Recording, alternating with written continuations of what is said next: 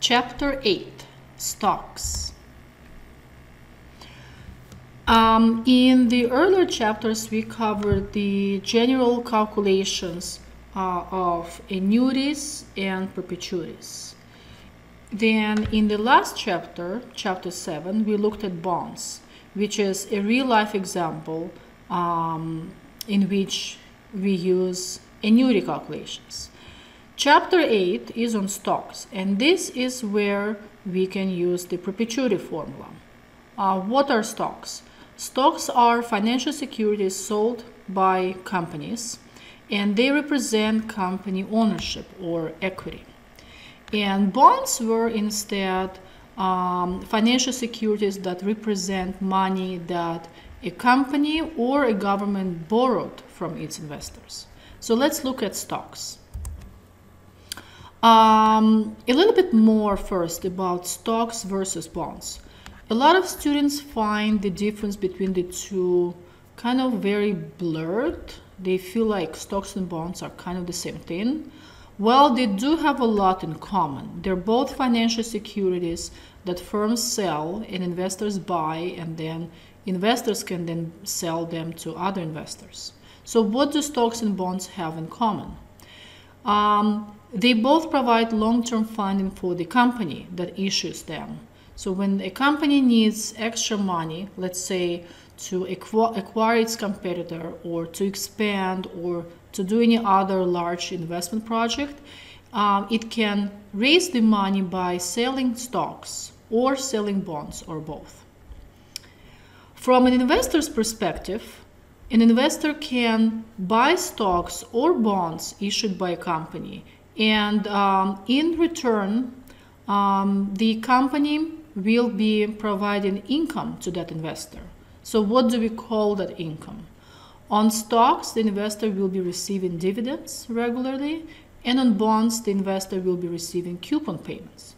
Also, stocks and bonds can be sold when the investor feels like selling them, and that provides potentially, a capital gain to the investor. Both stocks and bonds make future payments periodically, dividends for stocks, coupons for bonds, and both can be purchased in a marketplace at some today's price. From the firm's perspective, bonds represent the firm's long-term debt. A firm borrowed money long-term. It needs to be paid back with the interest on top over many years. Stocks, they represent equity. So the words equity and stocks are used interchangeably, and the words debt, loans, and bonds are also used interchangeably in finance. Where do we see stocks and bonds in balance sheets? Well, bonds or long-term debt are under liabilities. Stocks or equity is under common stock, which is bottom right of a balance sheet that we call equity. In an income statement which shows what happened to a firm over, let's say, 1 year, right, rather than a snapshot. So over 1 year, a firm made some money, that sells revenue, and then we subtract all sorts of expenses, one of which is called interest.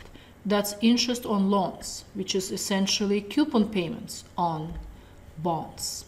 And then later, in this specific order, we then subtract taxes, we get net income or profit for the year, and profit can then be distributed among the stockholders, the owners of a company. And the owners of a company receive payments on their stock shares, known as dividends. Another comparison of stocks and bonds in terms of their payments. Bonds pay last on maturity date, so there is an end to bond payments. Stocks pay indefinitely, in perpetuity. It's a never-ending stream of cash flows. Bonds pay coupons every year. Same coupon amount, typically, which is why bonds are annuities. And also there is an additional payment at the very end called face value at maturity. Stocks, they just pay dividends every year. What do coupons look like for bonds? Typically, they're fixed every year, so we have the same coupon amount every year, or maybe every half a year if coupons are semi-annual. Dividends can actually change every year.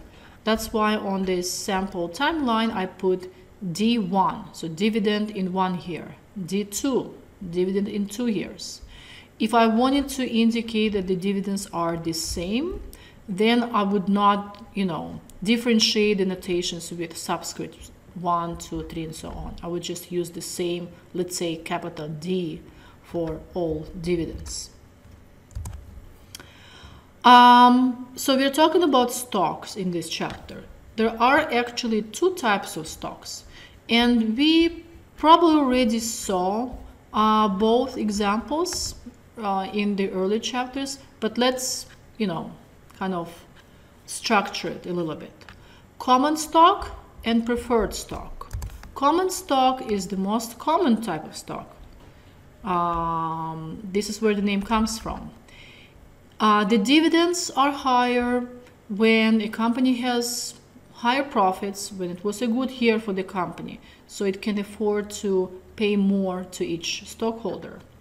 Or the dividends can get lower. Maybe the company pauses paying dividends for a while, so the dividends can even equal $0 for a while. Preferred stock has preference over common stock in the sense that when the firm distributes its net income among the stockholders, those stockholders that hold shares of preferred stock will get their dividends first.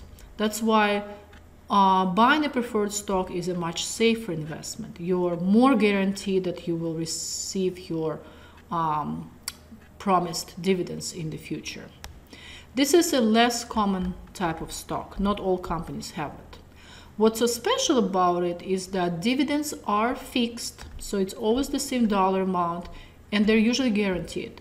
So for example, a company may pay a $2 dividend every year to investors who buy its preferred stock shares. Preferred stock holders also have preference over common stockholders in receiving dividend and in distribution of firm's assets in bankruptcy. So to summarize, firms need to pay money to 2 main groups of investors: stockholders and bondholders. Who gets the top priority? It's the bondholders. If you recall the income statement from the early slides, interest payments on debt appear early on in an income statement. And then net income is distributed as dividends, at least partially, and the top priority is to the preferred stockholders. And only then the holders of common stock receive their dividends. So we will be mostly looking at common stock shares in this chapter. Let's look at this example. In this example, we are interested in figuring out how much you would pay for 1 share of such stock. Let's say you buy 1 share of common stock today. You expect to get a $5 dividend over the next year, and you also expect to be able to sell that share for $80 in 1 year. By the way, these $2 amounts, a $5 dividend and an $80 selling price in the future are, this is just an example. In real life, you probably wouldn't know how much of a dividend you would be getting, and definitely not how much you would be able to sell your share of stock for. But let's just assume we know or have kind of a good idea of what we are likely to receive, right? So we are assuming we have a good estimate for next dividend and the resale price of a share in 1 year. And return on investment is 15%. So this company typically generates 15% return on its money every year. And the question is, how much would you pay for the share today? So how much you would pay for anything is no more than what it's worth, right? So what is one share of stock worth to you? Well, it's worth the sum of all future payments to you, right? So in other words, the stock value today is all future payments that the firm will make to you, except don't forget about the whole time value of money. So we need to add up the discounted values of all future payments to the stockholder. So stock value today equals the present value of all future payments. And in our example, the future payments are next year's dividend, $5, and next year's price, $80, divided by 1 plus 15% discount rate. The calculations give us $73.91. So if shares of stock are sold for more than $73.91, you should not be buying these shares because they're not worth this much. You would be overpaying, right? And you can also say that the shares are overpriced. If, however, shares are cheaper than $73.91, then you should take advantage of this great deal. So using, general notation, stock value today is next year's dividend, so the dividend in 1 year, or D subscript 1, plus price in 1 year, or capital P subscript 1.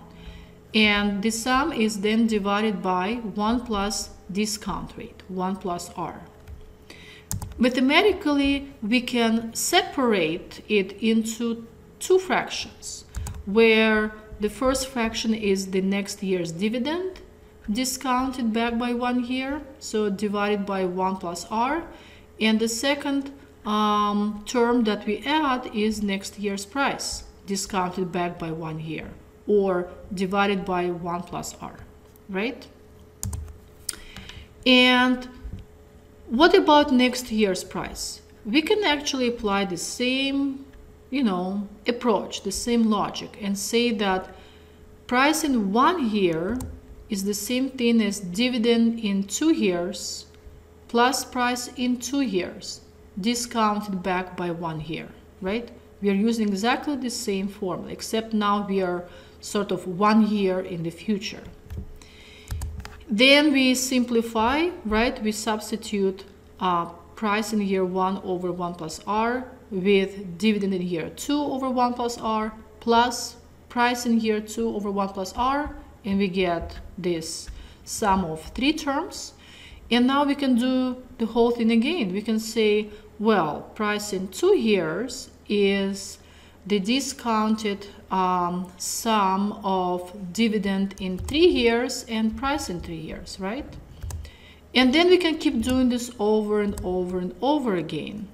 And what we will get is an endless stream of future dividends, never-ending dividends, a perpetuity of dividends, each discounted by the appropriate number of years. In other words, to summarize this slide, or the only thing I want you to take from this slide, and by the way, I'm never going to torture you with deriving any of this again, so this is just, this slide.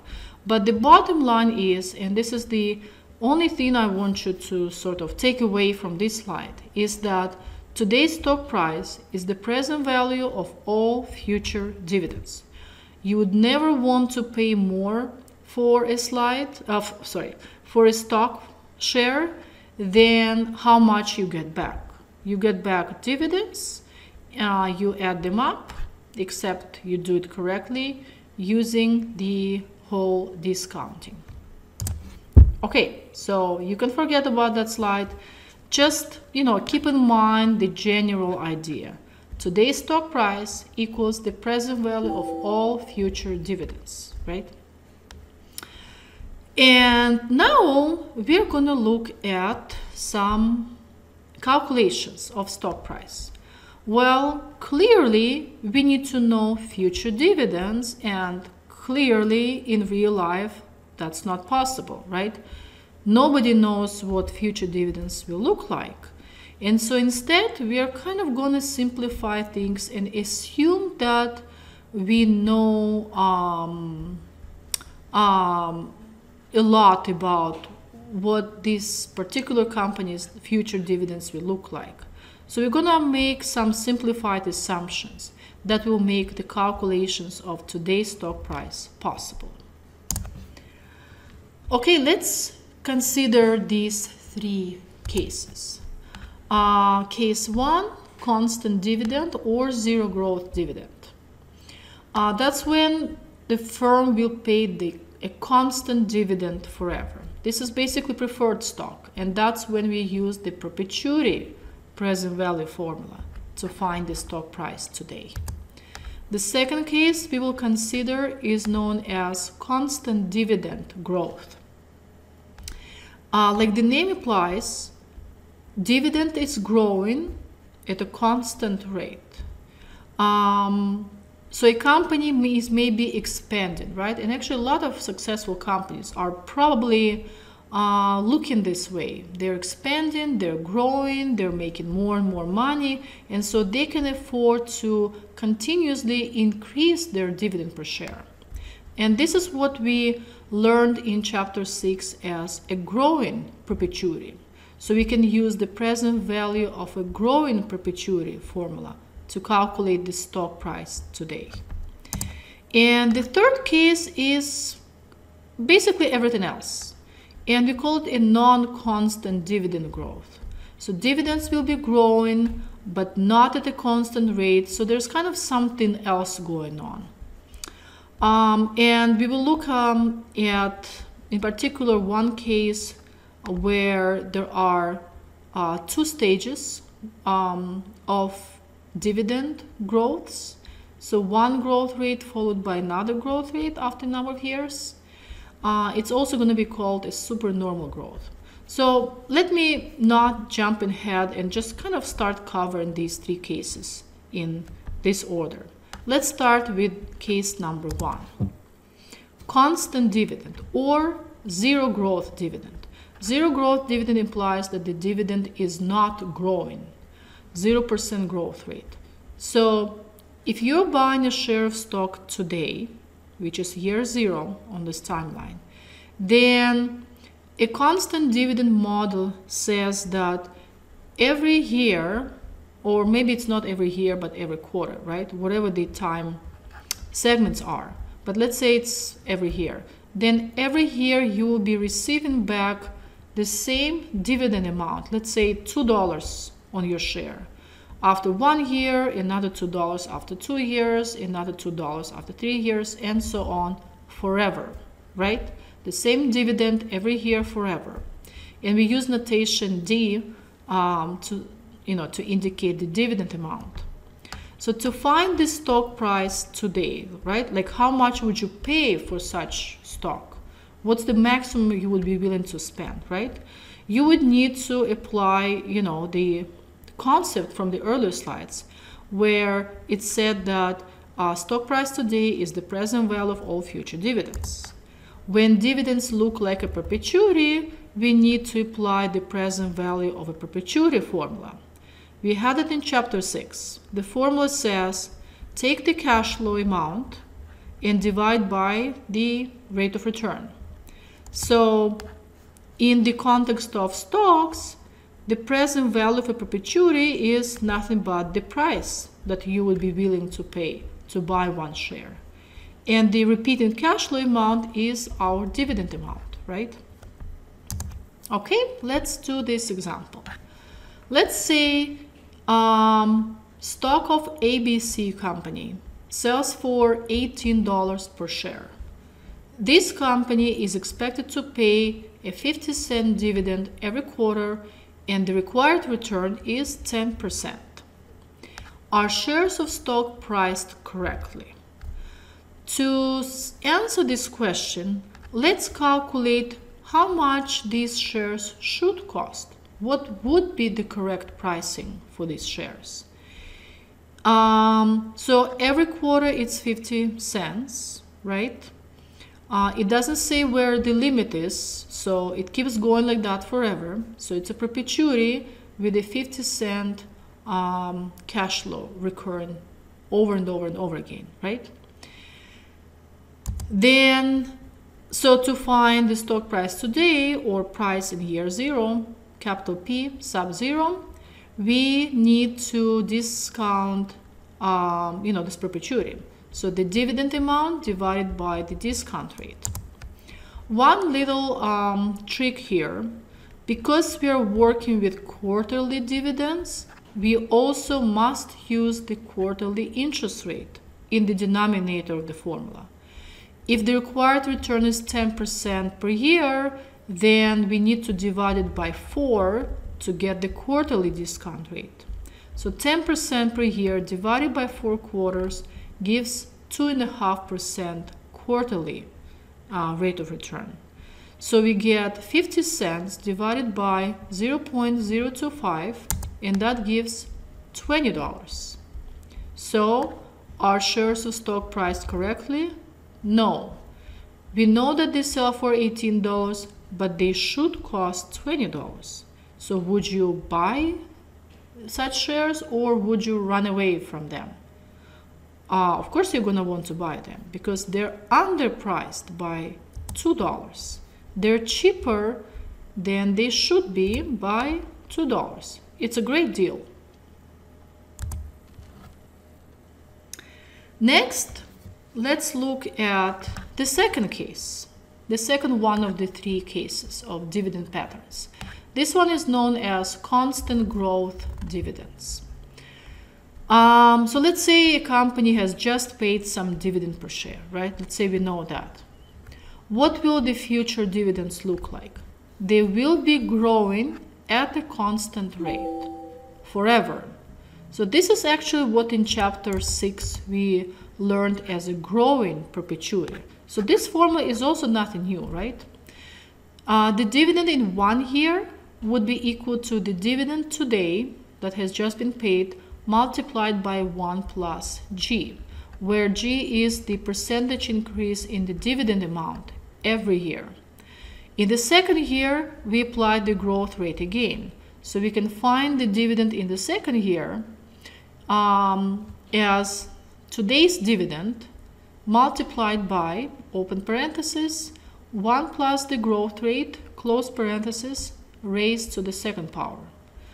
For the third year dividend, the power changes to 3, and so on. What do we use to find the present value of a growing perpetuity? From chapter 6, to find the present value of a growing perpetuity, we take the cash flow amount, and it has to be the first one in the future sequence. That's important. So what's the first cash flow on our timeline in the future sequence of dividends? It's the first year dividend. So we are excluding today's dividend. It has just been paid, right? It's already gone. It's like sunk cost. You're not gonna be given it anymore. So what you're paying money for is future dividends, right? So the cash flow in the numerator is the first year's dividend. And in the denominator, a growing perpetuity present value formula has discount rate R minus the growth rate in the dividend amount, lowercase g. So the present value of a perpetuity is the current stock price that we would need to find. The recurrent cash flow, or actually more like the very first one in this growing sequence, is the first year's dividend, D subscript 1. And lowercase g is the rate at which dividends grow each year. Okay? Actually, this is a good place to point out an important detail. When you are asked to find the price for one share of stock with growing dividends. The wording, depending on the wording, you need to use one of two versions of the growing perpetuity formula. If the wording implies that you're given the dividend next year, which is d subscript 1, then it goes directly in the numerator. But the wording could instead say that a company paid a dividend of some dollar amount. So what they give you is not dividend in 1 year, which needs to be in the numerator, but the dividend today, year 0. And so in the second case, you need to first adjust the formula slightly. So you need to kind of first calculate what the next year's dividend would be, because that's what needs to be in the numerator. And you find it by multiplying today's dividend, d subscript 0, by 1 plus the growth rate in dividends. So d0 times 1 plus g is equal to d1. And then you divide it by r minus g, right? So price in year 0 is capital P subscript 0. D0 and D1 are the dividend amount for today's dividend, something that has recently been paid or paid, soon, something around today, right? And D1 is year 1 dividend. G is the growth rate of dividends, of dividend amounts, and R is the discount rate. So there are two rates, two percentages, R and G. Okay, so this is sort of like an explanation to the notations in these two versions of the price formula. Then another thing that's useful to know about this constant growth dividend case is that it turns out that not only will the dividends be growing by G% every year, but also so will the price per share. So for example, the price in 10 years will equal the dividend in 11 years divided by R minus G, right? So at any point of time, you can say, okay, this is our starting point. And then to find the price for that year, you need to take the dividend the year after and divide by R minus G. Let's look at the following example.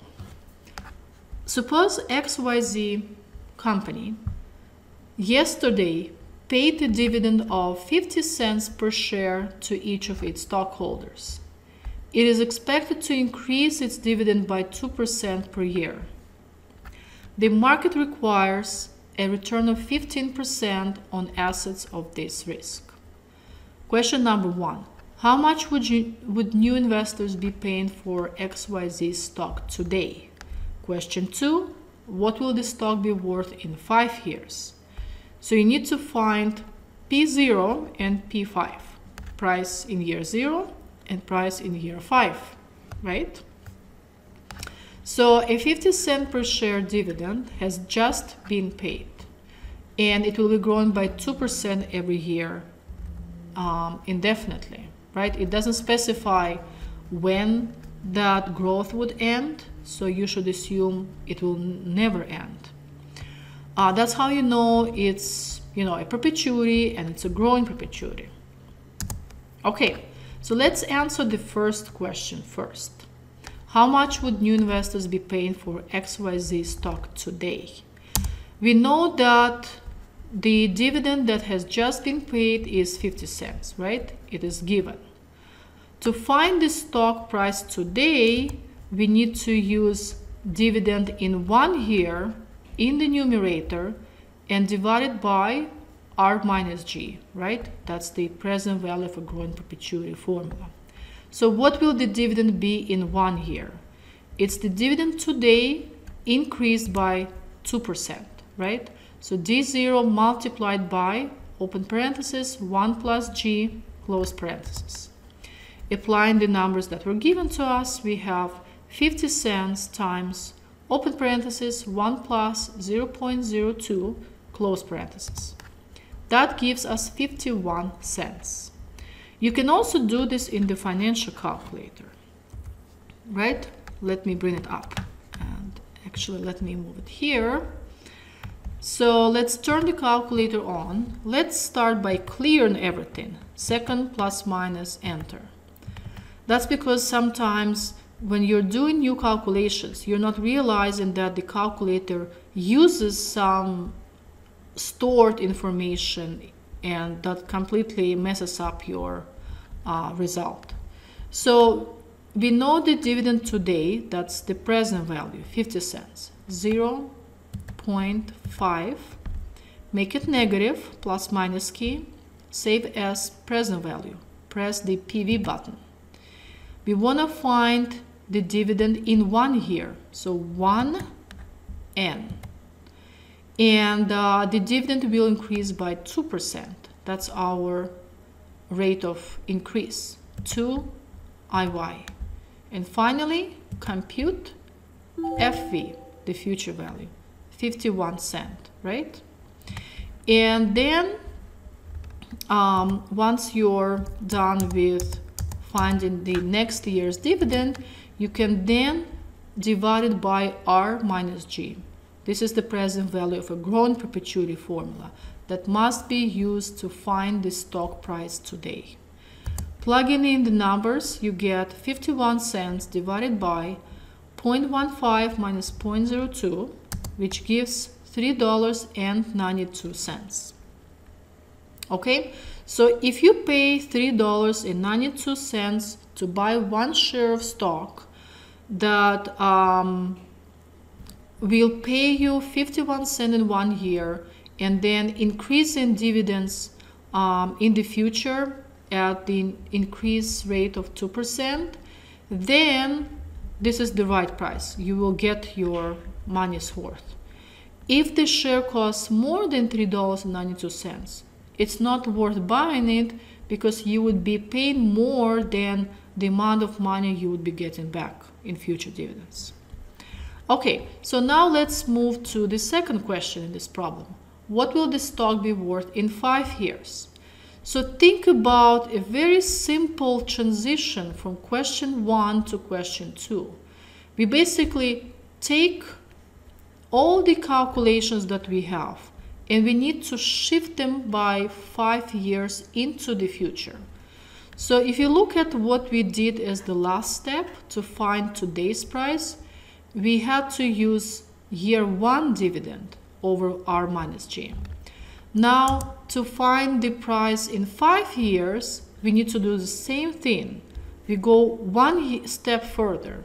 So dividend in 6 years should be divided by R minus G. Okay, how would we find dividend in 6 years? We can, for example, take the most recently paid dividend, 50 cents, which was given, and multiplied by 1 plus the growth rate, which is 2%, and raised to the power 6, right? And you can also do it in the financial calculator, you know, this sort of the first step in the second question. Again, let's clear everything just in case and start all over. 50 cents, 0.5 negative is our present value. In 6 years, so I press 6N. At 2% annual growth, I press 2IY. What will be the dividend? Compute FV. 56 cents.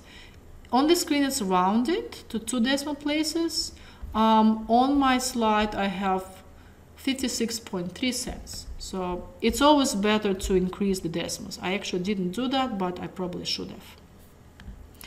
And then after completing this first step, you can do the second step to find the price in 5 years.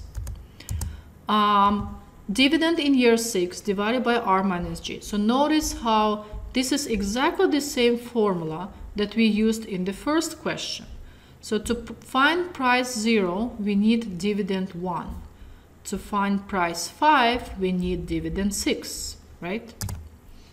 Plugging in the numbers, we have 0.563 of a dollar divided by the difference between 0.15 and 0.02, which gives $4.33.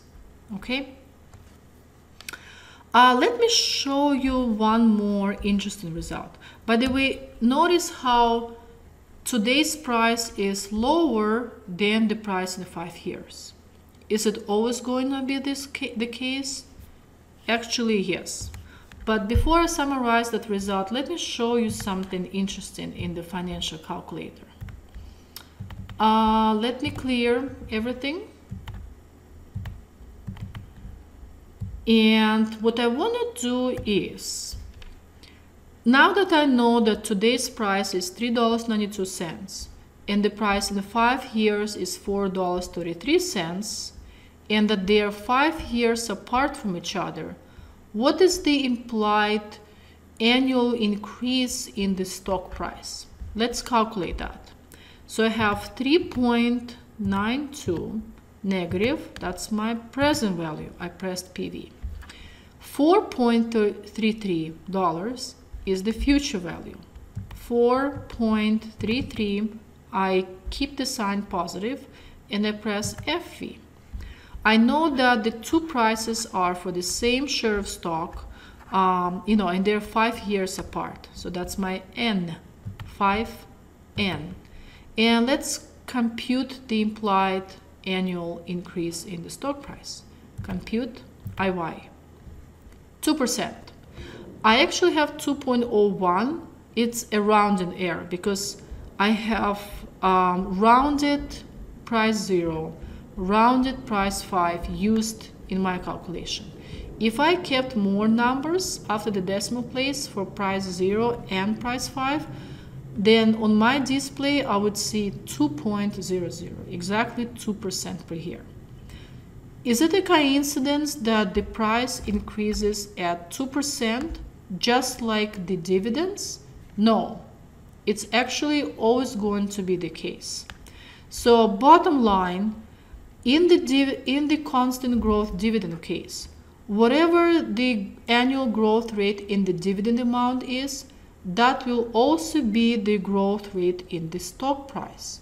So another way I could do the calculations to the second problem was, what I could also do is I could take my price today, so 3.92 negative PV, and then say that after 5 years, 5N, at 2% growth in price, 2IY, what would be my stock price in 5 years? Compute FV, $4.33.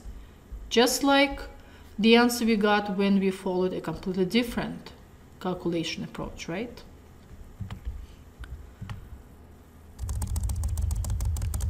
Okay, so actually mathematically it can be proven that this will be always the case.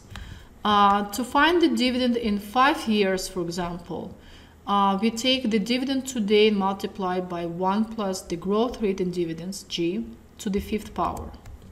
To find the price in 5 years, we need to take the dividend in 6 years, right? Always 1 extra here, over R minus G. Now, what is the dividend in 6 years? We can say that it's the dividend in 1 year multiplied by 1 plus G to the 5th power. And then we can realize that dividend in 1 year divided by R minus G is the same thing as the price today. So what we get is dividend in 5 years is today's dividend times 1 plus G to the 5th. And the price in 5 years is the same thing. It's price today times 1 plus G to the 5th. So this is how mathematically, if this all made sense, you can actually prove that the price will also be growing at the same annual rate as to the dividends. But I mean, bottom line is The price grows at the same rate as dividends in the constant growth dividend case. You don't really need to be able to prove it all mathematically. And one last note about the constant growth dividend formula.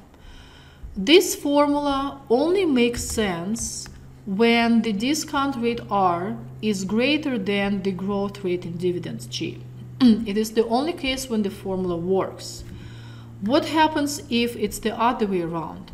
If the discount rate is less than the growth rate, then in the denominator, R minus G becomes negative, right? Which will make the whole price negative, which doesn't make sense. Instead, the right way to think about what the price would be if the dividends grow at a faster rate than they get discounted. The right way to say is that if dividends grow too fast, the price will be infinitely large. So actually, there would never be a negative price, even though the formula would make it look like it. The price will be infinitely large.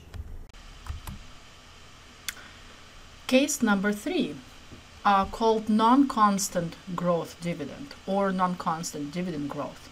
Essentially, everything else that we have not covered yet is in case 3. So let's look at this first example, known as the no-dividend example. So in real life, some companies pause paying dividends. Maybe they're expanding, they need to retain more money out of their annual profits. So how would we evaluate how much a share of stock of such company is worth if there are no dividends expected for a while? So in this example, we have a company that is currently paying no dividends. You predict that after 4 years, it will start paying dividends for the first time, and the dividend per share will equal 80 cents per quarter, paid out at the end of each quarter. You expect the company to grow at 5% per year indefinitely and adjust its quarterly dividends accordingly in order to reflect its earnings. The required rate of return is 12%. What is this company's stock worth today? So 80-cent dividend paid after 4 years, nothing until then, paid at the end of that first quarter. After that, it will be growing at 5% indefinitely or in perpetuity. So it's a growing perpetuity which is delayed. It's a delayed growing perpetuity, right? Delayed by 4 years. There's 4 years of nothing. And the discount rate is 12%. This is per year. Okay? Because we will be working with perpetuity with quarterly cash flows, everything needs to be adjusted to reflect the quarterly frequency of the cash flows. And so the 5% per year growth in dividends will need to be divided by 4 to get the quarterly dividend growth, 1.25%. The same thing should be done with the discount rate. The required rate of return is 12%. It doesn't say for which time interval, and as always, the default is per year. So the quarterly discount rate would be 1/4 of the annual discount rate. And so 12% divided by 4 gives a 3% discount rate per quarter. So now we know which numbers we should be using. And let's start with the timeline. So we have today, 1 year from today, which is 4 quarters from today. Then another 1 year of quarters, one more, the 4th one, the 5th one, and so on. It keeps going. So there is nothing between today and the first dividend, which is paid at the end of the first quarter after the first 4 years are up. So we would place 80 cents basically at the end of quarter 17, right? And then after the first dividend is paid, all future dividends will be growing by 1.25% every quarter forever, right? So we have a delayed growing perpetuity. right? Which starts with 80 cents is the first cash flow. And what we can do is use the growing perpetuity present value formula. What this formula would do for us is add all of the perpetual dividends up, all of them, kind of replace them with one number, right? The important thing is when we use the growing perpetuity formula, which has in the numerator the 80-cent very first dividend, so that's the dividend in 17 quarters, right, from today, divided by quarterly discount rate minus quarterly growth rate in dividends. When we use this formula, it will find sort of the discounted sum of the perpetual dividends 1 quarter before the very first dividend. So this is actually something that also came up, that was covered, in chapter 6, where the growing perpetuity formula came up. But here it becomes very, very important. So once again, the important detail is to realize that when we use this growing perpetuity present value formula, it gives us the discounted sum of all dividends 1 time period before the very first dividend payment. So it gives us essentially what we can call the price per share in 16 quarters, right, from today, 16 quarters from today, or in 4 years, same thing. So that's 1 quarter before the very first dividend in this endless sequence. Okay, so just, keep in mind that this is actually important. And that's going to be important when, in the second step of the calculation in this problem. So this is step number 1. You plug in the numbers, 80 cents divided by 0.03, that's the quarterly discount rate, minus 0.0125, the quarterly growth in dividends. And the calculator gives us $45.71. Is this the answer to our problem? Is this the price today? How much you would pay for 1 share today? No. This is how much you would pay in 4 years, right? Because that's what the formula calculates for us. It's the present value of all dividends, but not today, which is where we want to be eventually, but in 4 years. So it's essentially what the price will be in 4 years.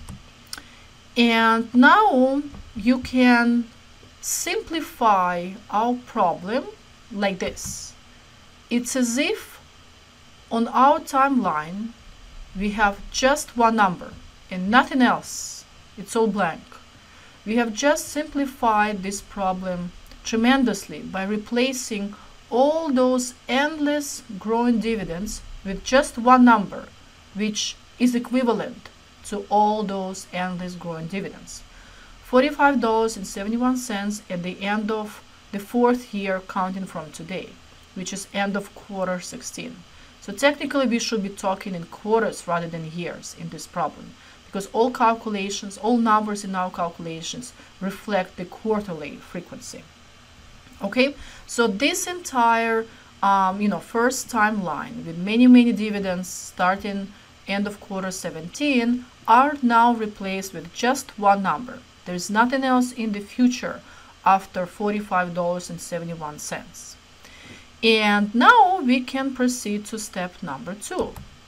Just a simple discounting of $45.71 back to year 0.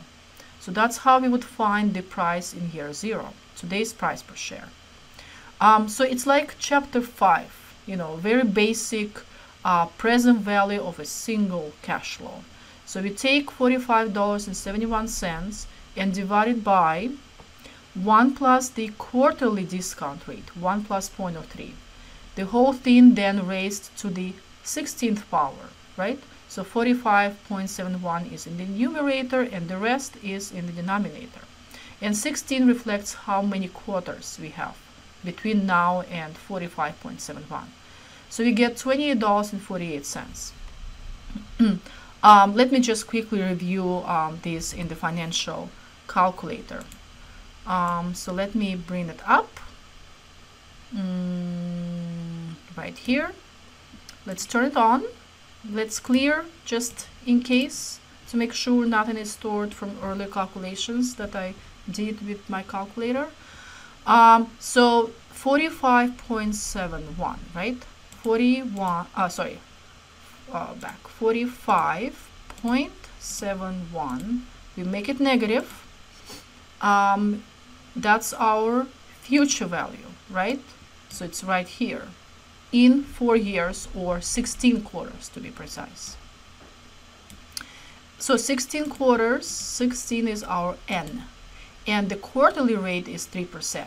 3 IY, compute present value, 28.48, $28.48, right?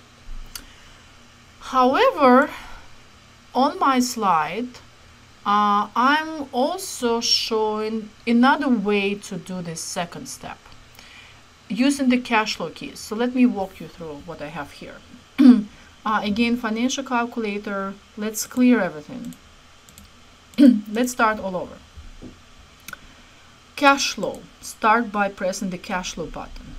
Cash flow 0, there is nothing, no dividend that you would receive right away when you buy the share, right? So you save it as 0 by pressing enter, and then you press the down arrow key. Okay, so we just did this. Cash flow 0 equals 0. What's cash flow 01? Cash flow 01 means the very first one in the future. So our future is counted in quarters, right? In quarterly increments. What is the end of the first quarter cash flow equal to? It's $0. And in fact, we have $0 at the end of the second quarter and the third quarter and all the way until the end of the 16th quarter. So we have 15 quarters of nothing, $0. So first, cash flow 01 is saved as $0, enter down, and then the frequency of that is changed from the default of 1 to 15. 1, 5, enter down. So if you count how many quarters in the future we have without any dividend, it will be 15. So what's cash flow 02? This is the next dividend, the next cash flow, end of quarter 16. Actually, it's not even a dividend, it's the sum of all remaining future dividends from that point on. Remember 45.71 was the discounted sum of all perpetual growing dividends after this point on. So cash flow 2 is 45.71. 45.71. Enter down. It's only once. We keep it at 1, the frequency. Press down again. Then press the NPV button. Then put the quarterly discount rate of 3%. 3. Enter. Down. Compute. Same answer. $28.48, right? So you can solve the second step 2 different ways. One, using the future value button, NIY, and computing the present value PV. But the reason I have just explained this other solution, the cash flow keys, is because all other examples that we will look at on the next slides will be using these steps. And so I kind of want you to try to remember that cash flow keys is the way to go with this kind of problems, because this way we are sort of fitting any type of non-constant growth dividend problem to cash flow key calculations. Okay, so this problem is done.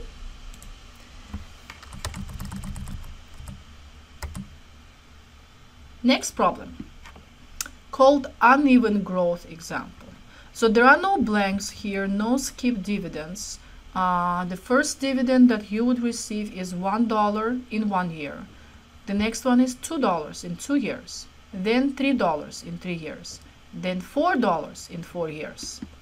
After that, you expect the company to grow at 7% per year indefinitely and adjust its dividends accordingly in order to reflect its earnings.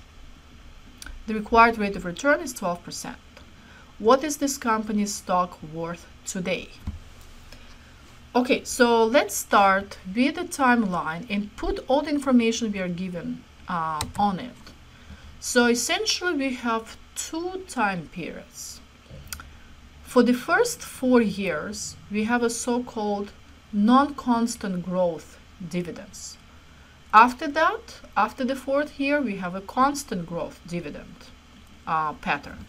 So why is the first 4-year time period called non-constant growth?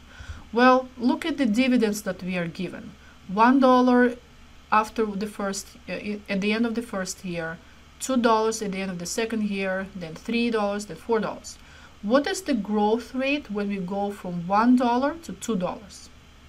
It's 100%, right? So we add another $1, another 100% of the original $1. What is the growth rate going from $2 to $3? Is it the same 100% growth rate? No, we don't add another 2. We only add another 1, right? To go from $2 to $3. So it's actually a 50% increase in the dividend. Then going from $3 to $4 is again a different growth rate in dividends. We're actually adding $1 again, which is 1/3 of $3. So it's a 1/3 growth rate, or 33.33%. So see how the growth rate changes from 100% to 50% and then to 33.33%. That's why it's called a non-constant growth time period. After the 4th year, what we are given in the problem is that the dividends will then be growing at a constant rate of 7% every year in perpetuity. So can you figure out how much the dividend will be at the end of the 5th year? Yeah, just take $4 at the end of the 4th year and multiply it by 1 plus 0.07, right? We are increasing it by 7%. The same way you can then find the next dividend at the end of the 6th year.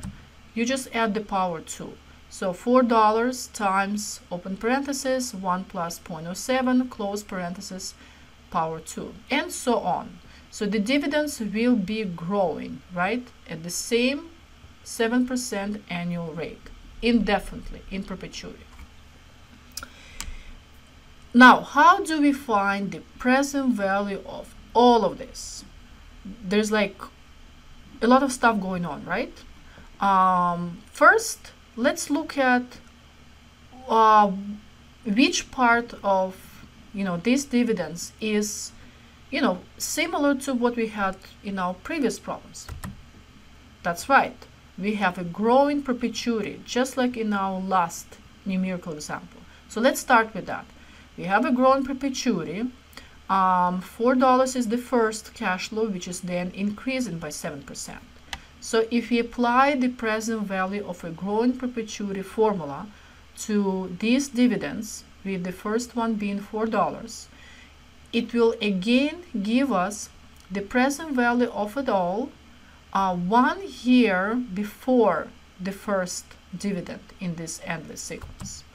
So it gives us basically the present value of this growing perpetuity at the end of the 3rd year, counting from today. Right? So there's a 1 year gap between where our first dividend is and for which year we find the sum of it all. So we put $4, the first one in this endless growing dividend sequence, $4 in the numerator, and then we divide it by the difference between the 12% discount rate and the 7% annual growth rate in dividends. And that gives us $80. Now think of what we have just done.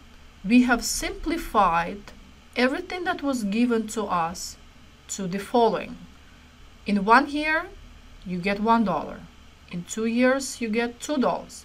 In 3 years, you get $3, and it's as if you're also receiving $80. And there's nothing after the third year, nothing at all. Whatever there was, it's now included in $80, right? And now the whole problem is not too bad. It's simplified significantly. How would we find the combined present value of these essentially three different cash flow keys, right? You can do it by hand. Discount $1 back by 1 year by dividing it by 1 plus 0.12, right? The same discount rate we used earlier for the growing perpetuity present value, plus $2, which is in 2 years, discounted back by 2 years. So $2 is divided by, open parenthesis, 1 plus 0.12, close parenthesis, second power. And then we add the third and last term, which is a total of $83, right? Discounted back by 3 years. So we divide it by, open parenthesis, 1 plus 0.12, close parenthesis, power 3. And when you do the math, essentially each term one at a time, write down the numbers and then add them up, you will get $61.57. That's the price you would pay for one share of stock today. That would pay you back $1 in 1 year in dividends, $2 in 2 years in dividends, then $3, then $4, and after the fourth year, the dividend would be growing by 7% in perpetuity. So this is how you would do the second step. But again, I want you to use the same solution as in our previous problem. In our previous problem, we also had the growing perpetuity, right? And then remember what we did in the second step. We actually were able to solve it using the cash flow keys. So let me show you how you would use the cash flow keys in this problem. First, let's clear the calculator. Cash flow button.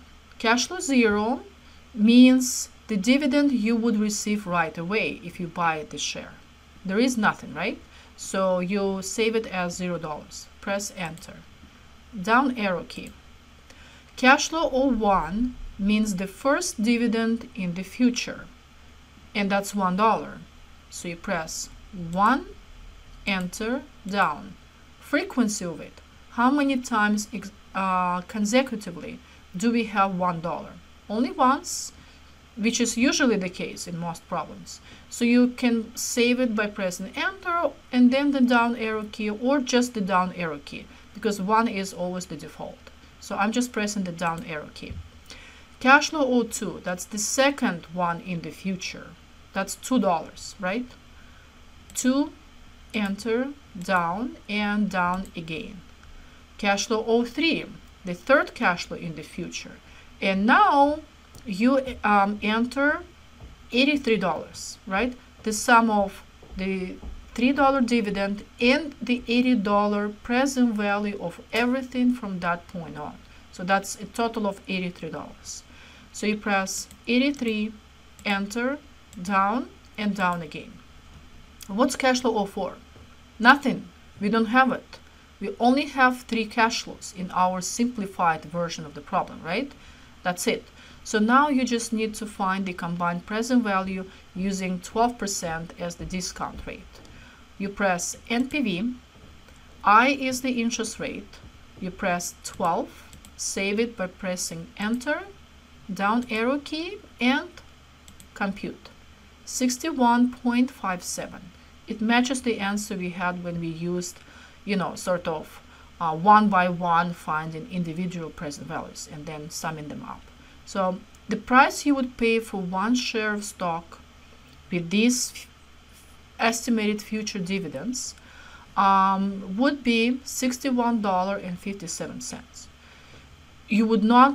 You should not be paying any more than this, because if you're paying any more than $61.57, you're paying too much. You're paying more than what this share is worth, right? You will not get the money back.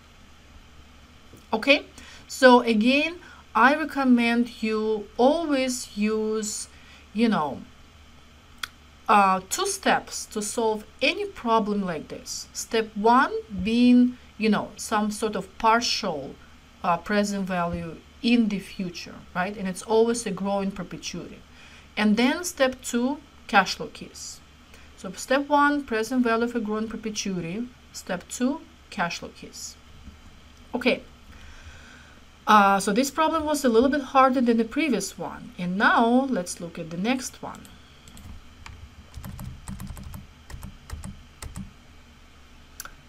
This is known as a so-called supernormal growth problem. This is the hardest one of all. This is the hardest part of this chapter. A company has been growing at a phenomenal rate of 40% per year because of unexpected high sales. You expect this trend to continue for another 5 years, after which the company's growth will fall to 10% per year. So maybe after 5 years, there will be other competitors that will start producing a similar product to yours, and so you will lose your market share and you will only be able to grow by 10% per year, right? So 40% per year is for the first 5 years. After that, it's only 10% per year. The required return is 12%. That's our discount rate. And we also know that the company has just paid a $5 million in total dividends to its shareholders. What is the total value of its stock? So we can kind of simplify it and think of maybe a $5 dividend per share, and the question asks us to find the price per share. It would be the same calculations, really. Okay, so to solve it, I would like to sort of fit what's given to what we did in the previous two problems. And if you follow, you'll realize how this problem is actually solved exactly the same way as everything we've done so far in this chapter. First, again, notice that we have two growth rates in dividends. 40% per year for the first 5 years. So it's like growth rate number one, lowercase g underscore subscript 1. And then the second growth rate of dividends after 5 years, 10%. So it's like G2, lowercase g subscript 2. Okay?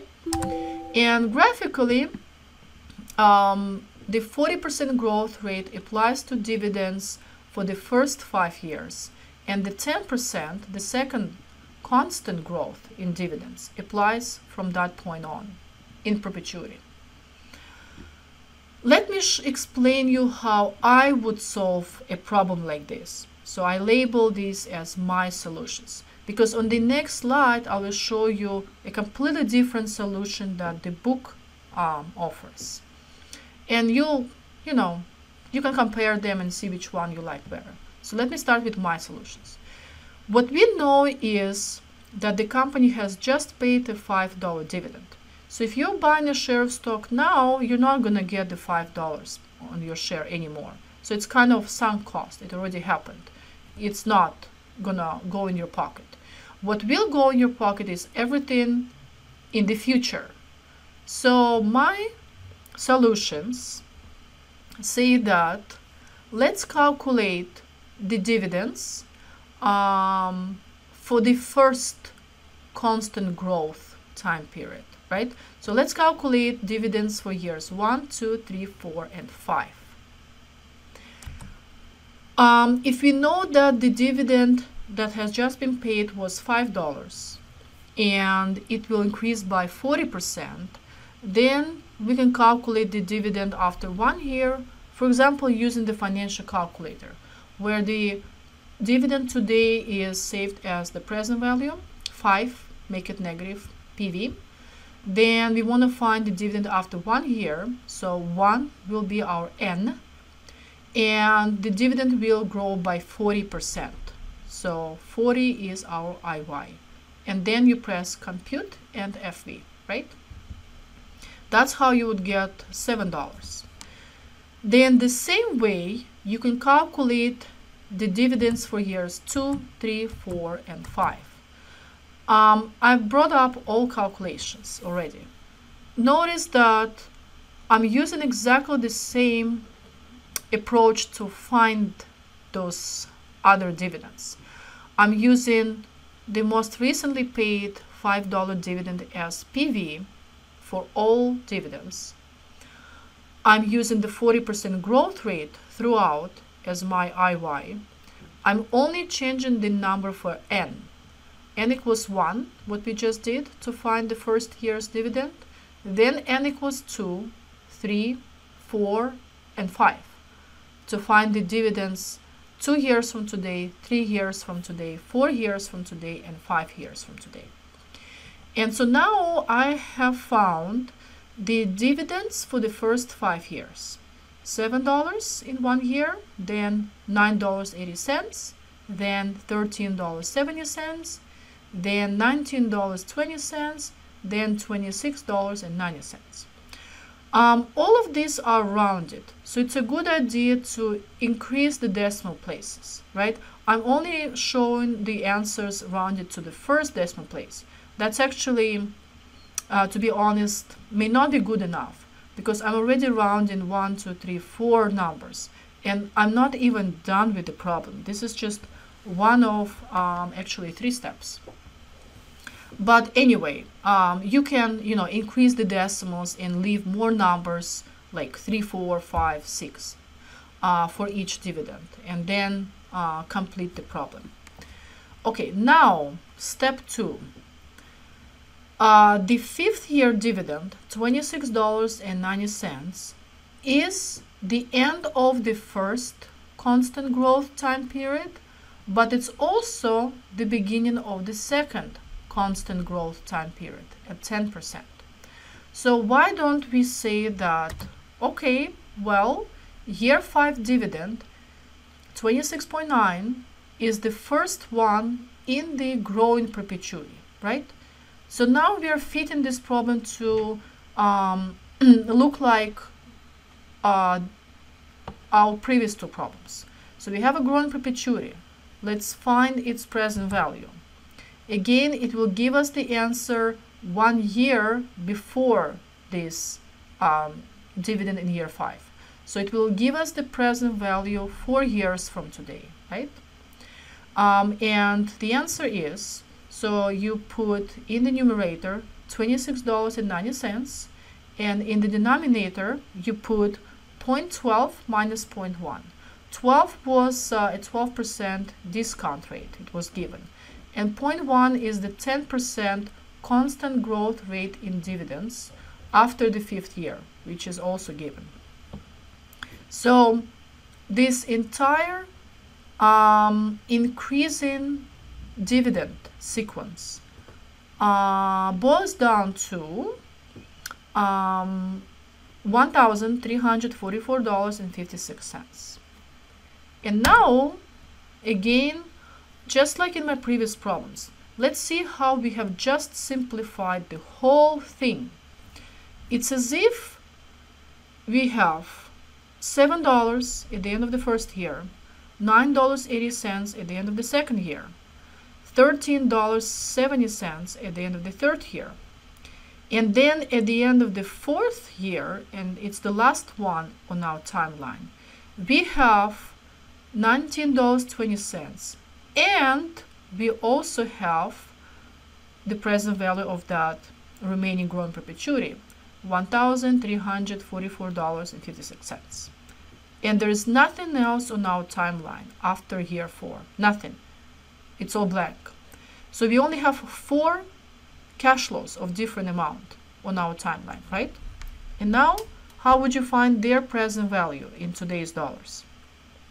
You can do one by one, or of course you can use the cash flow keys. So let me bring up the financial calculator. I'm gonna clear everything, second, plus, minus, enter, and start all over with the cash flow keys. Cash flow button. If you buy this share of stock, you don't get the dividend, any dividend right away. So there's nothing in year 0. And keep it at 0, press enter, and then press the down arrow key. Cash flow 01, it means what's the first future cash flow? That's $7 in 1 year. So you press 7, enter, down. What's the frequency of the first future cash flow? Meaning, how many times do we have it consecutively? Only once. In theory, we could have $7 again and maybe again. But here it's only once, and we keep the frequency at 1. We don't change it to anything. Let's press the down arrow key. Cash flow number 2 in the future, what is it? That's the second year dividend, 9.8. So you put 9.8, enter, down, and down again because it's only once. Third cash flow in the future, that's 13.7. 13.7, enter, down, and down again. Cash flow number 4 in the future. So you can combine these two numbers, the fourth year dividend and the present value of the growing perpetuity, which are happening in the same year, and just put the sum of $1,363.76. So I'm putting that $1,363.76. Enter, down, down again. There is no more cash flow 05 or cash flow 06 and so on. We are done. So now press the NPV button, enter the discount rate, which is 12%, right? 12, enter, down, compute. $890.51. Actually, on my slide it says $890.52. The reason I'm off by 1 cent, although it's not too much, is because of the rounding. In my financial calculator, I put in the rounded dividend amounts and the rounded growing perpetuity present value. If I did not round all my answers to only 1 or just 2 decimal places and kept more numbers, I would have gotten a more accurate answer. But I guess I ended up being off by just 1 cent, so it's not a big deal. Okay, so again, it's a two-step problem. Well, actually, it's more than that. First, we manually calculate the dividends one at a time for the entire first constant growth time period. And the last one is where you stop. The last dividend that you found is also the first. You can look at it as being the first one in the second constant growth dividend time period. And so we use that last dividend as our cash flow in the formula that calculates the present value of a growing perpetuity in the numerator. So that is our next step. Our third step is sort of to simplify the whole thing, kind of put our results together on this simplified timeline where we combine that present value of a perpetuity answer with the dividend like right before 1 year, preceding the last dividend we calculated, in the very first step, right? So year 4 dividend in this case, and the present value of this growing perpetuity.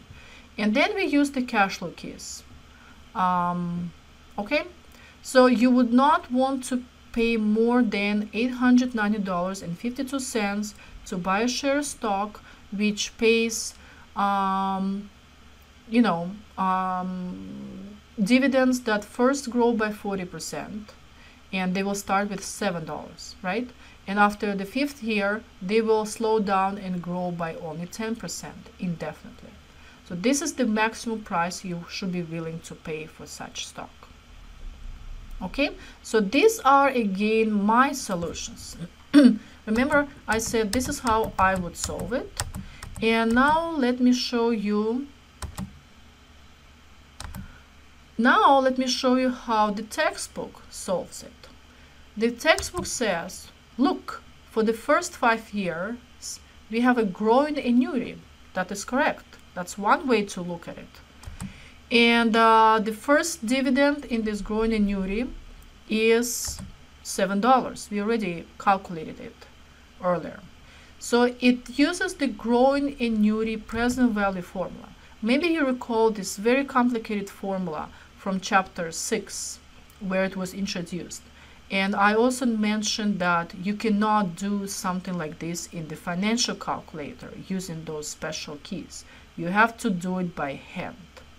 So it gives the present value of the first 5 dividends, which is $51.29.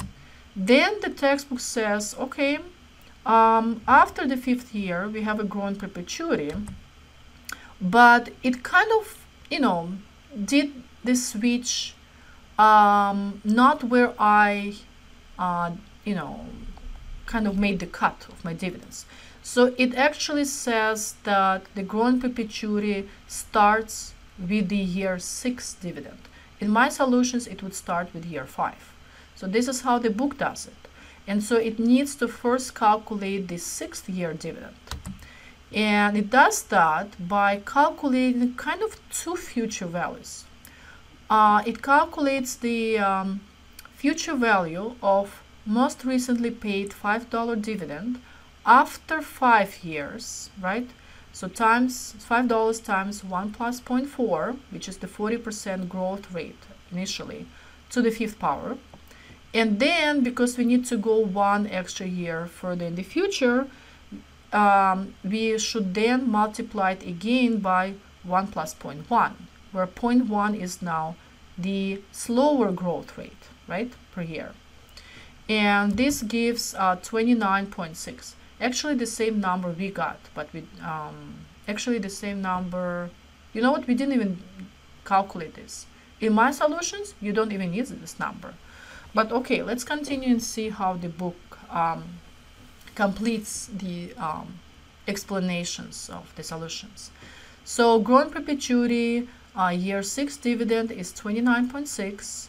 This is what goes into the present value of this growing perpetuity formula. So 29.6 is then divided by 0.12 minus 0.1. And it gives the present value at the end of the 5th year, counting from today, $1,479.02. And then what the book does, it says, okay, we have kind of calculated 2 partial prices. The price you would pay to get the first 5 dividends is $51.29, right? And then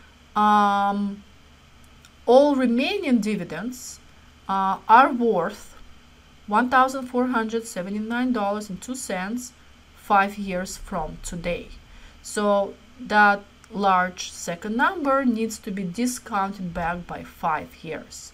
And we divide it by, open parenthesis, 1 plus the discount rate, 0.12, close parenthesis, power 5. And when you add the 2 sort of partial prices together, you get $890.52. So this is the price today in year 0. The price you should be willing to pay, but no more than that, to buy 1 share of stock today with these kind of expected future dividends. And then the book summarizes how the solutions would be done for something like this. It calls it a 2-stage growth model, where you first calculate, where you need to calculate the price today, P0, and the formula uses, some future price. And long story short, I don't know what you think, but in my personal opinion,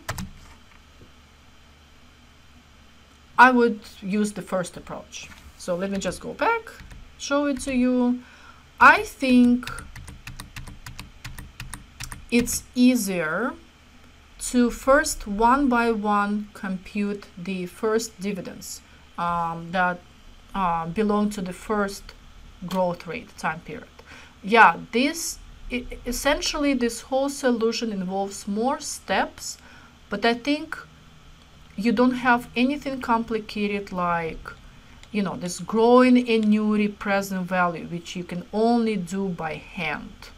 So I think there is an advantage to my version of solving this problem in that every single step can be done sort of, pretty easily.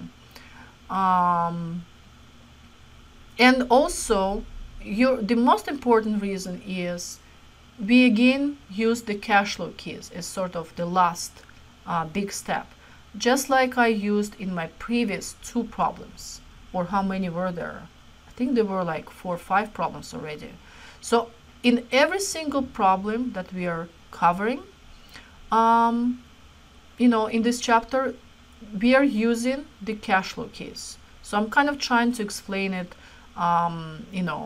this way, that cash flow keys fit any type of problem on stock price calculations.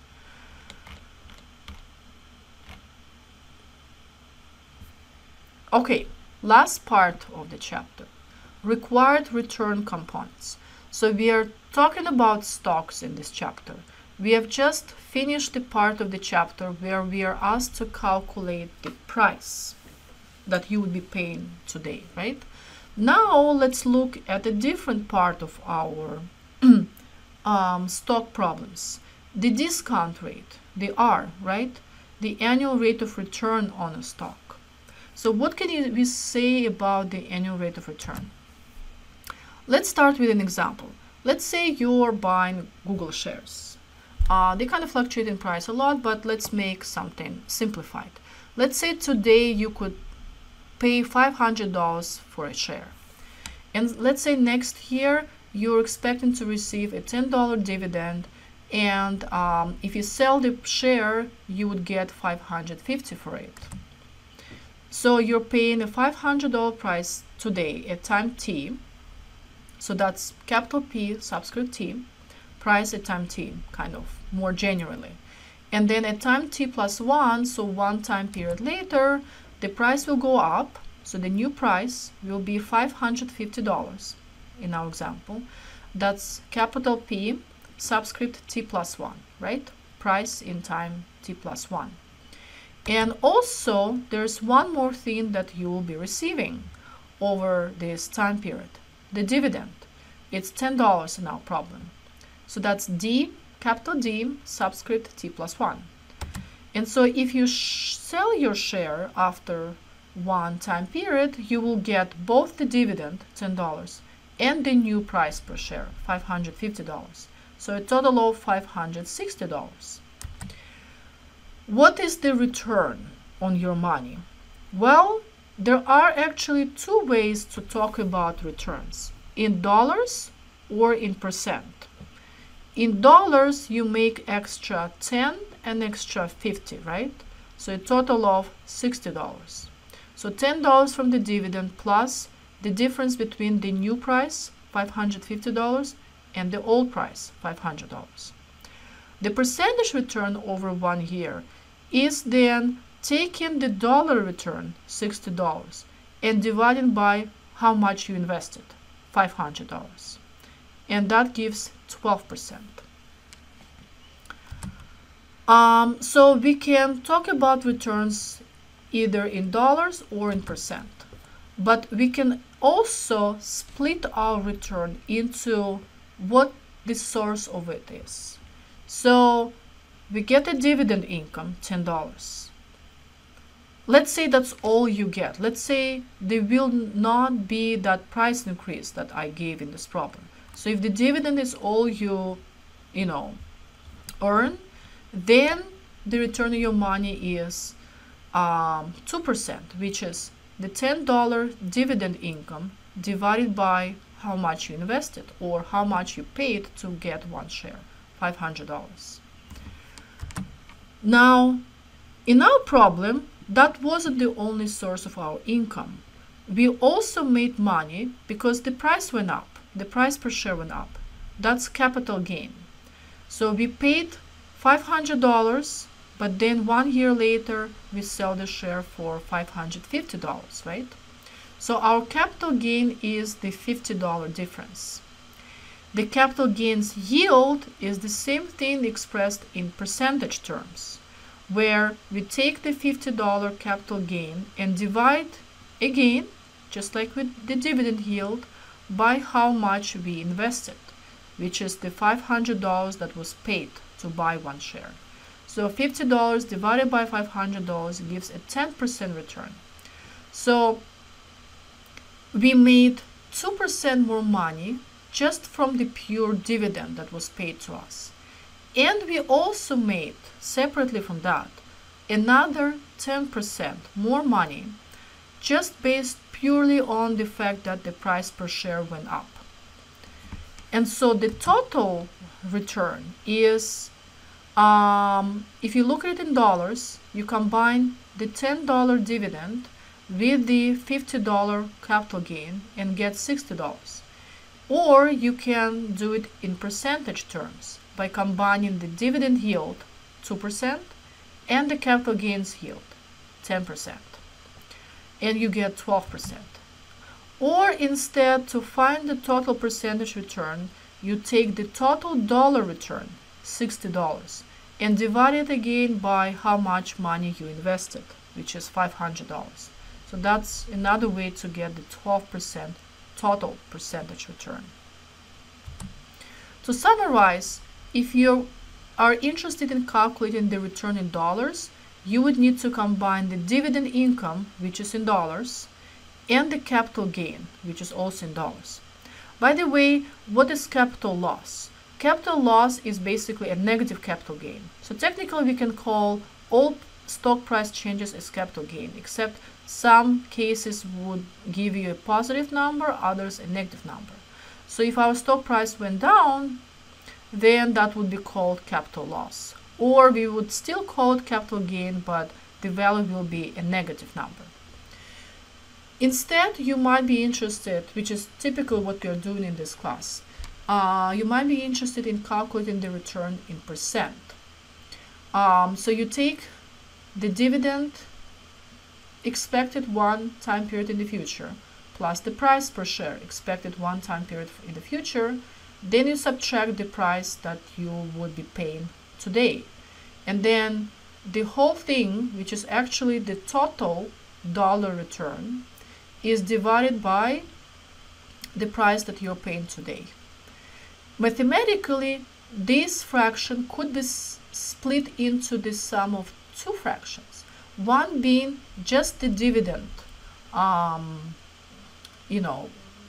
return, right, or dividend yield, where you take next time period's dividend and divide by the price you paid today. And then you add to that the second component, which in the numerator has the price change, the capital gain, right? Price in the next time period minus the price paid today. And in the denominator, it's the price paid today. So that's the capital gains yield. When you combine the dividend yield, which is in percent,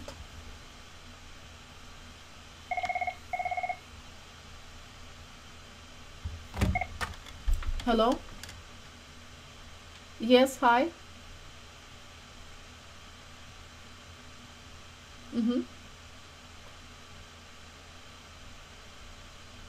Mm-hmm. Yes. Okay.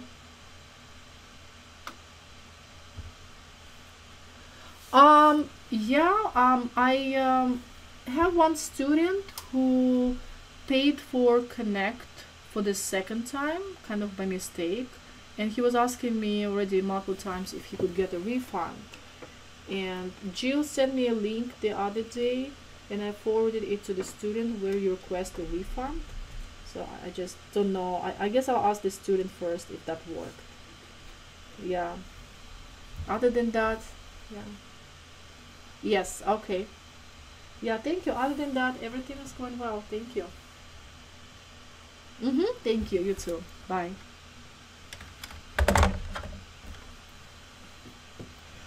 So you combine the dividend yield, which is in percent, with the capital gains yield, which is also in percent, and get the total percentage return. Let's do a few examples. You bought a stock for $35 and you received a dividend of $1 after half a year and another dividend of 25 cents at the end of the year.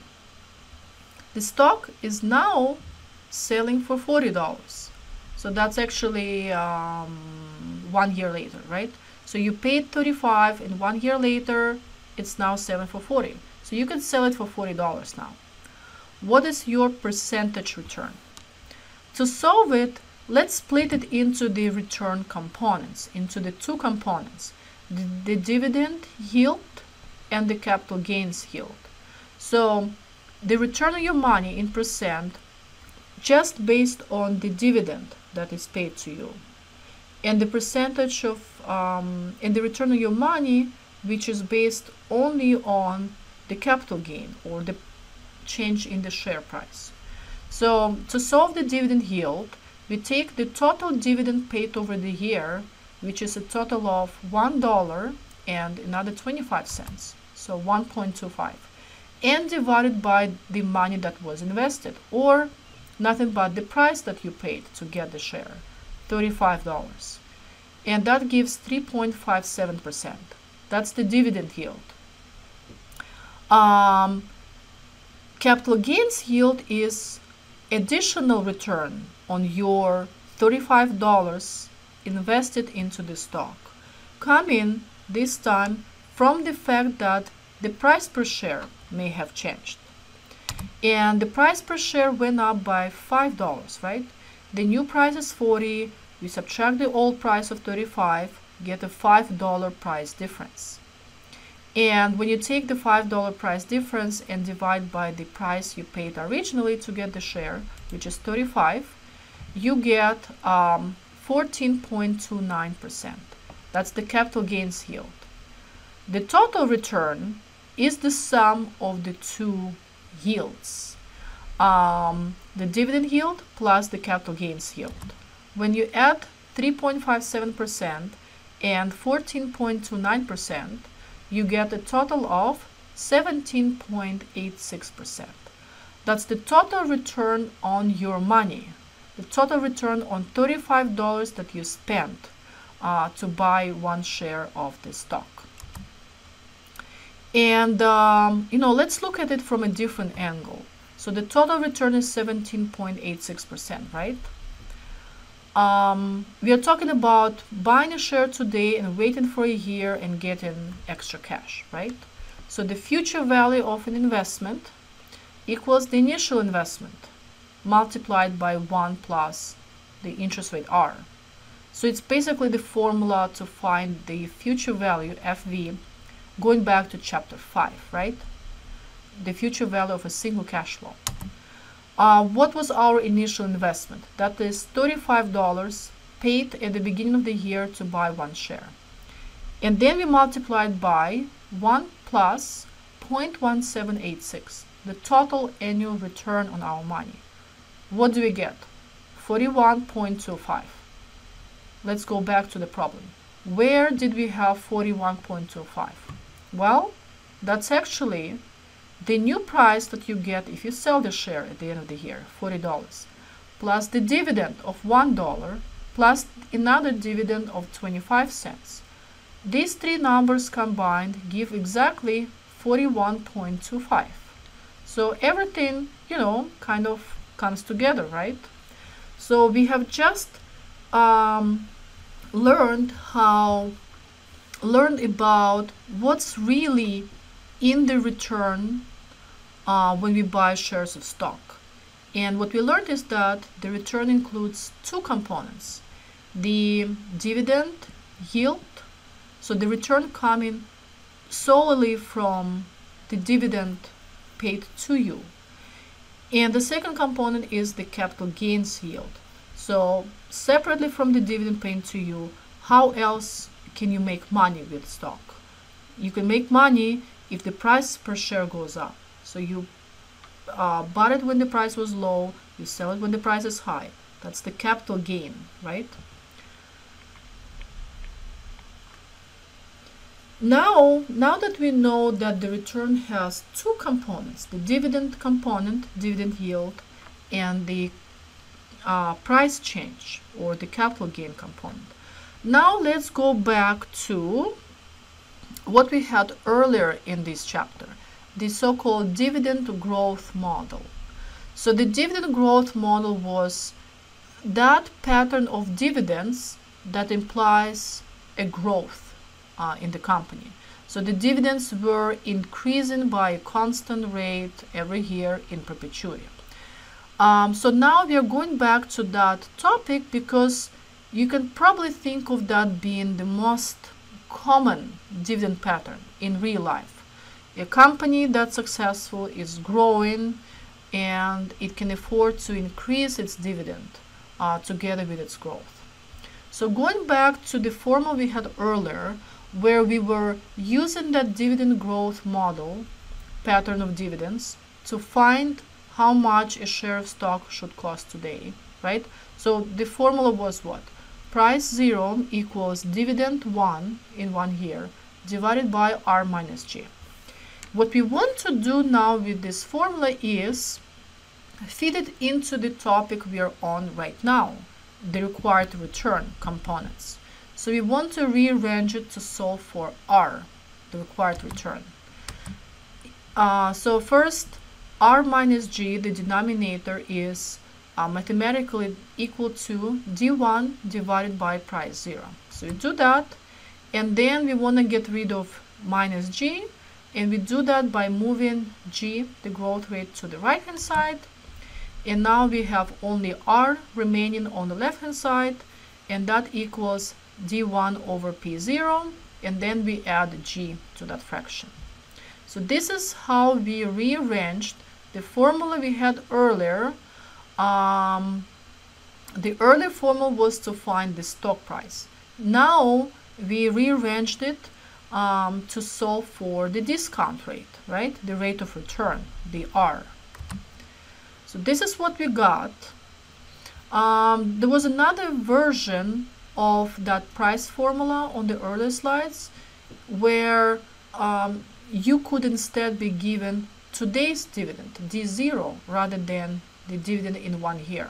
We can also fit that in here, where instead of D1, you can also use the current dividend, D0, multiplied by 1 plus G. So it's one and the same thing. So let's look closely at this rearranged formula. R equals D1 divided by P0 plus G. So what is D1 divided by P0? So what is the meaning of this first term? Next year's dividend divided by the price per share today. Well, this is exactly what we called dividend yield on one of our recent slides.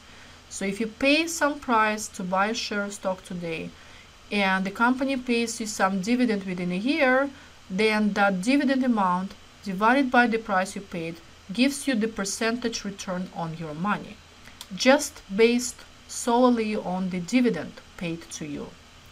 So this is the dividend yield. Now, what about the second component of the return?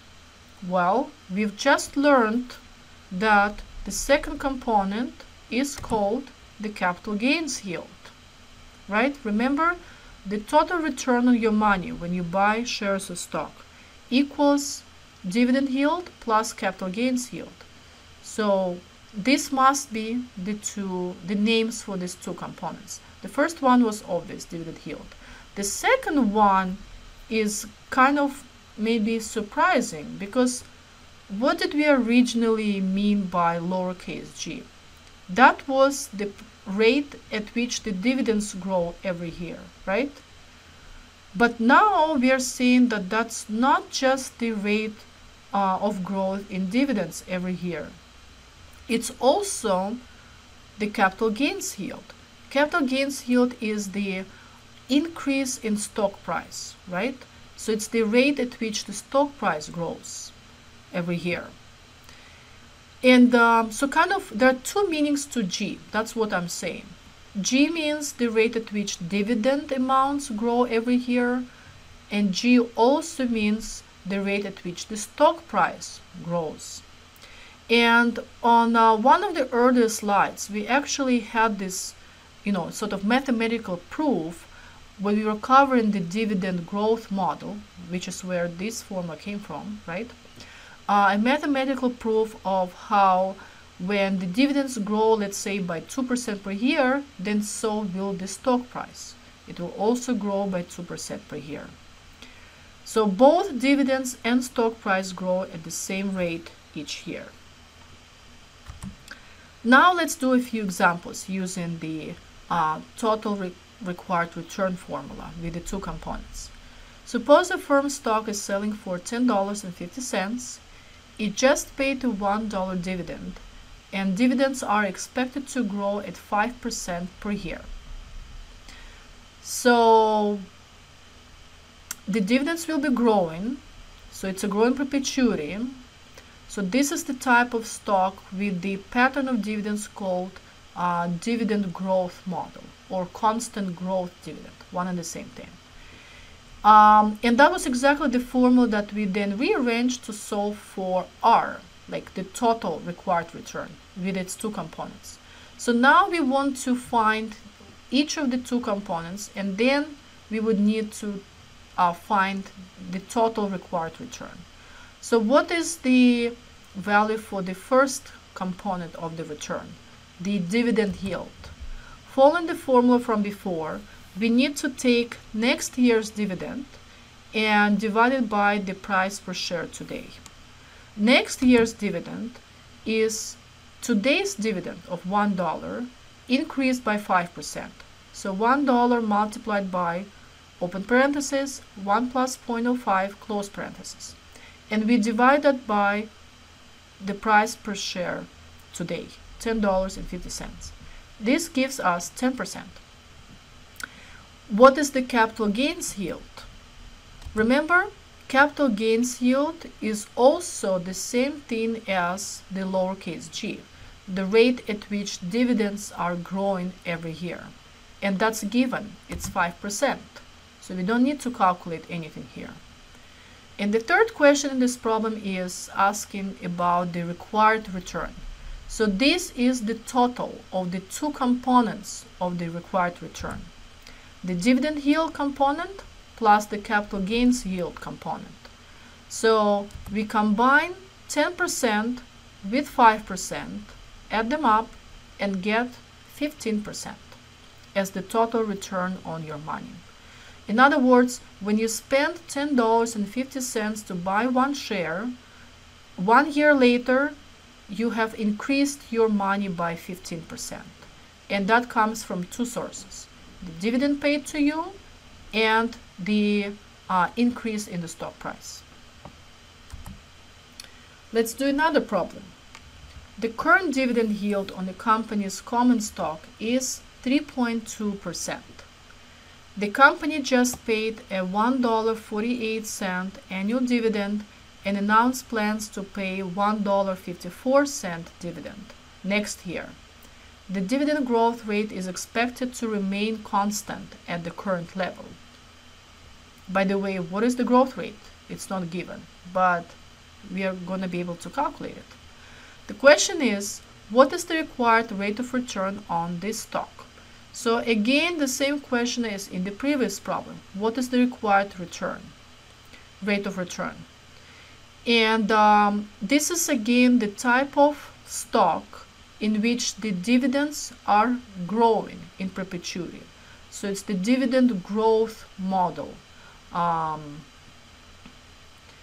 And the formula that comes out of it to solve for R is again D1 over price 0 plus G. So let's see what we are given. What is 3.2%? Dividend yield is 3.2%. Well, this is actually D1 over P0. This is dividend yield, right, by definition. So we don't need to take D1 and divide by price 0. We already have the value for the entire fraction. 3.2% is the dividend yield. And all we need to do is add the lowercase g, the growth rate in dividends. Okay, how would we find that? The growth rate in dividends is the same thing as the percentage change in dividends from 1 year to the next. So we can use the just paid dividend of $1.48 and the next year's dividend, $1.54, to calculate the implied growth rate. The growth in the dividend amount is $1.54 minus $1.48. And then you take that increase in dollars, right? And divide by the initial dividend. So what I often tell my students to find the percentage change in anything is follow this little sort of general formula. New minus old, and then divided by old. So we have the new dividend, next year's, right? We subtract the old dividend, today's dividend. And then the whole difference is divided by the old difference, dividend. When we do that, we get 4.054%. That's the annual increase in dividends. And the problem says that that dividend growth rate is expected to remain constant in the future. So we have the two components of our return. We combine them. So we have 0.032 plus 0.04054, and that equals 0.0725, which is the same thing as 7.25% total return on the stock. In this problem, we have a company. It sells its common stock shares for $38 a share, and the company pays an annual dividend that increases by 3% annually. The market rate of return on this stock is 8.2%. What is the amount of the last dividend paid? It may be a little bit of a strange question to ask, like why would it not be known, right, in real life? But, just for the purpose of practicing with the formula we had earlier, this could be our unknown. So let's again start with the formula that we are working with. This stock will have a growing dividend, right? So this is again the growing, the constant growth dividend case, right? And the formula we had on the earlier slides in this chapter, when rearranged to solve for the discount rate R, give this formula. So we need D1, dividend in 1 year, divided by price today, P0, and then add the growth rate in dividends, which is also the same thing as the rate at which the stock price grows every year, or the capital gains yield. So where do we have the last dividend paid? Well, it's hiding in D1, because D1, dividend in 1 year, equals dividend in year 0, or today, multiplied by 1 plus the growth rate in dividends. So do we know the growth rate in dividends? Yes. It appears in the next year's dividend calculation, as well as the second term in the formula to find the R. Do we know the R? Yes, that's 8.2%. Do we know the price today? Yes, that's 38%. So plugging in everything we know gives us 0.082 equals, in the numerator, D0 multiplied by, open parenthesis, 1 plus 0.03, close parenthesis. In the denominator, we have 38.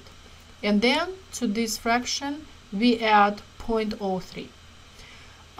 If we rearrange to solve for D0, which is our goal, we get the following.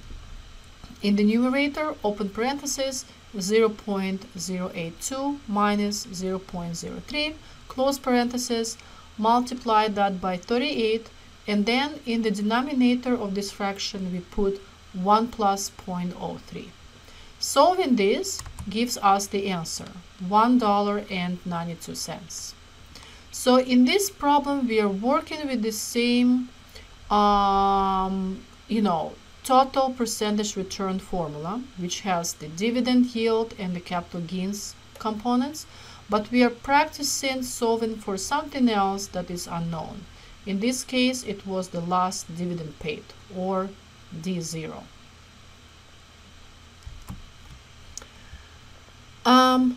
Let's now look at some conceptual side of stocks.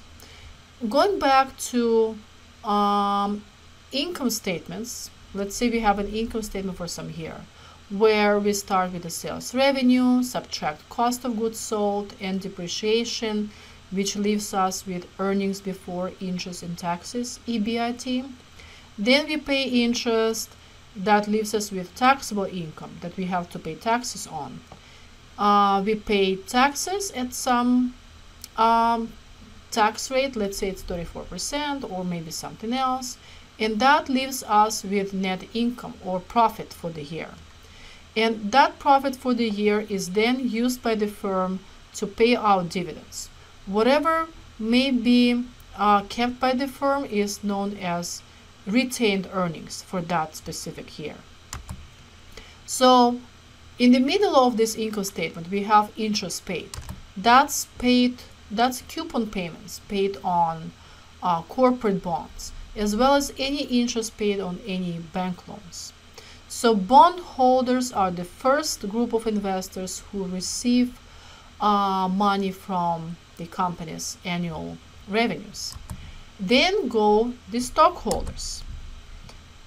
Preferred stockholders get the first priority in receiving dividends. Common stockholders get the last priority. So we have bondholders, preferred stockholders, and then common stockholders who receive the money from the corporate revenues every year. Let's look at common stock. Common stockholders have certain rights. Let's list just a couple important ones. They can participate in electing the directors, who then hire managers to run the company. Common stockholders do not directly run the company, but they can hire people who will do that for them. They can participate in electing people who will be then running the company. Common stockholders have rights called subscription rights. This means that when the company sells shares of stock, in addition to what it issued, in the past, then the existing stockholders may get this right to buy the newly issued shares of stock before those are offered to the general public. And typically this happens at a discount. Proxy voting is when you use your authority to vote and give it to somebody else. And typically all shares have equally weighted votes. So one share equals one vote. However, some companies have different classes of stock. Some companies have more than one class of stock.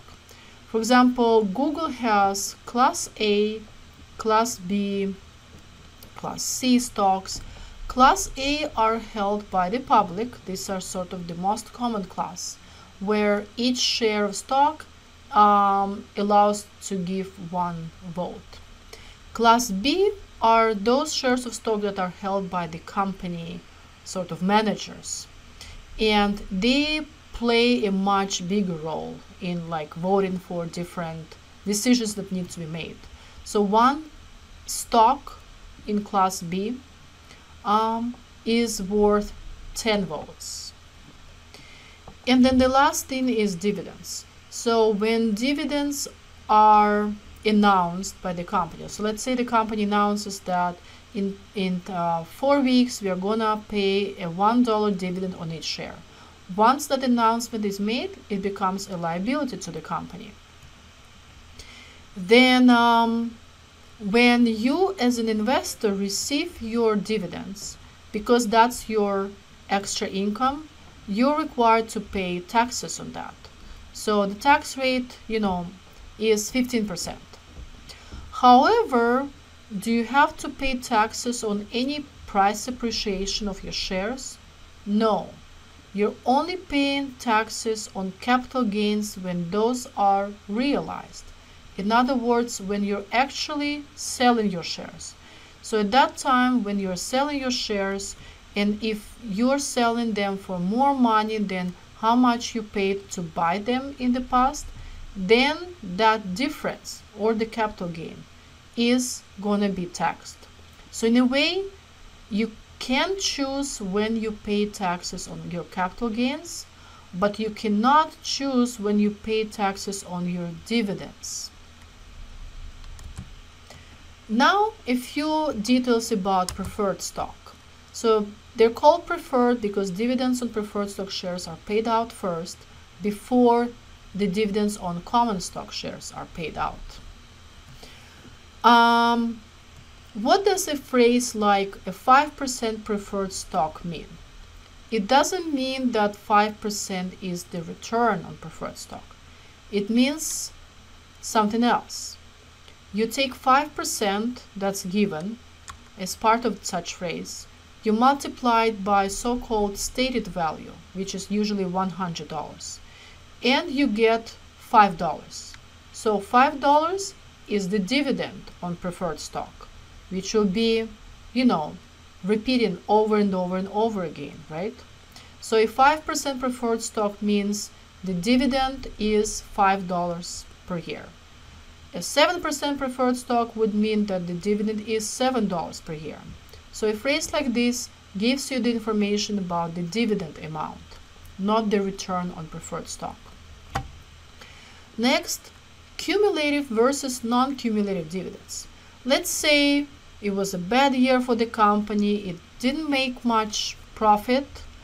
Can it just skip making dividend payments to the preferred stockholders? Yes, it can skip. Does it have to, pay extra, after a while when it does have money? Yes, if it's so-called a cumulative dividend preferred stock. So if the dividend is not paid this year, it will be carried over to the next. And they will be carried over until the company has enough money. So maybe 2 unpaid dividends are carried over to the third year.